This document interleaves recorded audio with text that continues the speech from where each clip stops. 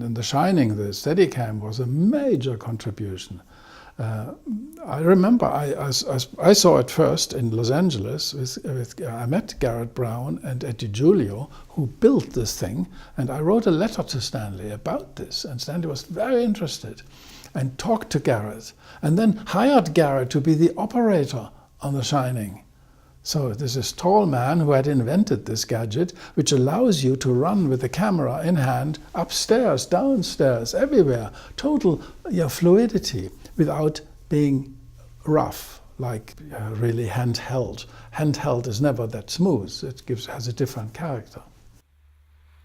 Stanley had seen the original demo of the Steadicam and was an immediate enthusiast and sent us a wonderful telex. The telex that Stanley sent reads as follows. Demo reel on handheld mystery stabilizer was spectacular, and you can count on me as a customer. It should revolutionize the way films are shot. We love that, of course. If you are really concerned about protecting its design before you fully patent it, I suggest you delete the 2 occasions on the reel where the shadow on the ground gives the skilled counterintelligence photo interpreter a fairly clear representation of a man holding a pole with one hand, with something or other at the bottom of the pole which appears to be slowly moving. But my lips are sealed. I have a question. Is there a minimum height at which it can be used? Best regards, Stanley Kubrick.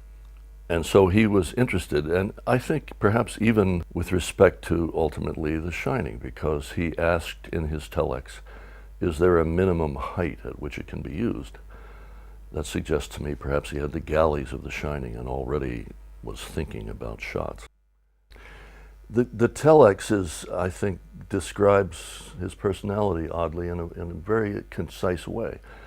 Immediately on point as far as the detail goes. Of course, he's the supreme technologist, obviously subordinate to his interest in story, but a great, fantastic edifice of technical knowledge, which he would use selectively to get things done. Well, it was revolutionary because it was a new invention by Garrett Brown. It had nothing to do with Stanley. What Stanley did is put this gadget on the map by really using it for the first time properly. Now it's a standard piece of equipment. Any film crew has a Steadicam. The Steadicam for Stanley represented the best opportunity for a particular kind of shot that had an almost eerily, almost obsessively smooth, penetrating quality. His choice of very centered framing, very sort of Palladian, right down the middle sort of frames, almost suggests to me that the whole idea of penetrating these spaces almost needed to be as if the hotel itself was looking within itself at something. And that is extremely difficult to achieve with a dolly. When you pursue a small boy in a vast space, and the lens is low and fast moving, and the lens begins to overtake, it inescapably suggests menace of some sort. Kubrick's plan was to center almost every shot.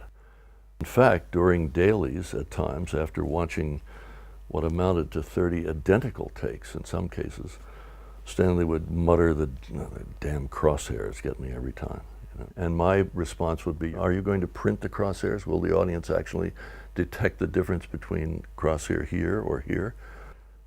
But on the other hand, I did notice a progression in my work, and one of the great values of The Shining was I became more expert at playing this visual instrument.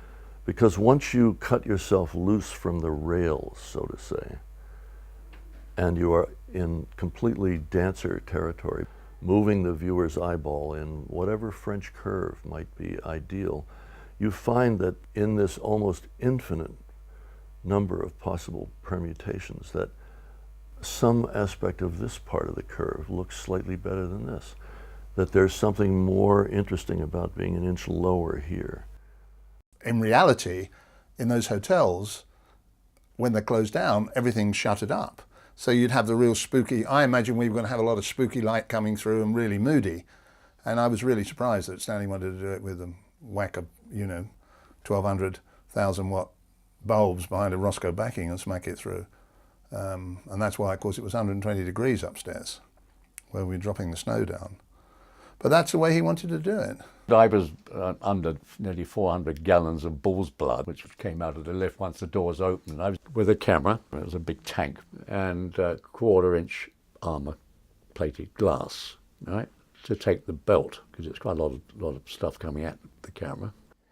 So it was real blood. It was sort of sticky mess. So we only did that once, high speed. I think we had 2 cameras in this glass aquarium, and we shot them side by side, one slow-mo, one extra slow. I think one of the challenges was actually he wanted a helicopter shot, and we had no real mount to go up in a helicopter, and I sat hanging out the door of this bloody thing with a handheld camera with a bit of bungee and ropes holding me in, things like that you do for him.